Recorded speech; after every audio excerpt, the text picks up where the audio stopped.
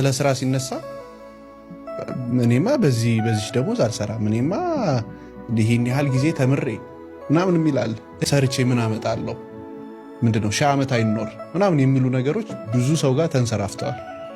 እንዴት ነው ዲሲፕሊንድ ሆኖ የስራ ሰው መሆን የሚቻለው? በመጀመሪያ ደረጃ ለ10 ብር ያልተመነ 10 ሺህ ብር አይሰጠው። እኔ የተመረኩት በኢንጂነሪንግና በኢንጂነሪንግ ነው። በዛ ውጪ ስራ አልፈልግም የምትል ከሆነ ችግር የለውም አታገኝም። ሁለት ነገር እግዚአብሔር አይነሳም አስሎንጋስ በህይወት እስካለ ድረስ። የመጀመሪያው ገንዘብ ነው፣ ሁለተኛው ጉልበት ነው። አለቀ።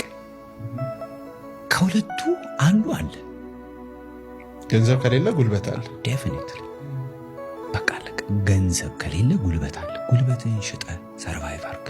አለቀ። ትግሉን እንዴት ነው ያሸነፉት? ትግሉን እብድ መስለው ጭቃ ውስጥ ትቦ ውስጥ ገብተው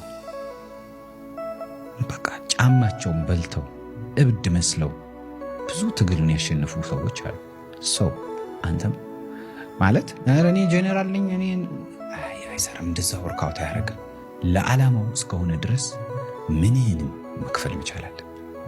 ምንህንም ዲግሪ ማተር የሚያደርገው አንዳንድ ቦታ ነው እንጂ በህይወት ስትኖር ማተር አያደርግም። ዲግሪ በህይወት ስትኖር ማተር የሚያደርገው ዩር ፐርሶናሊቲ እና እኔን ስራ አልሰራም የምትል ከሆነ ስራው ሰው አያጣም።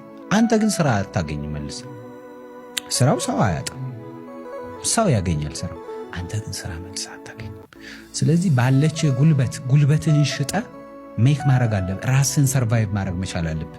እና እኔ አልሰራም ይሄን ስራ የምትል ከሆነ እና ታዲያ አድገህ ትልቅ ሆነ የእናትህን እጅ መጠበቅስ ሼም አይደለም?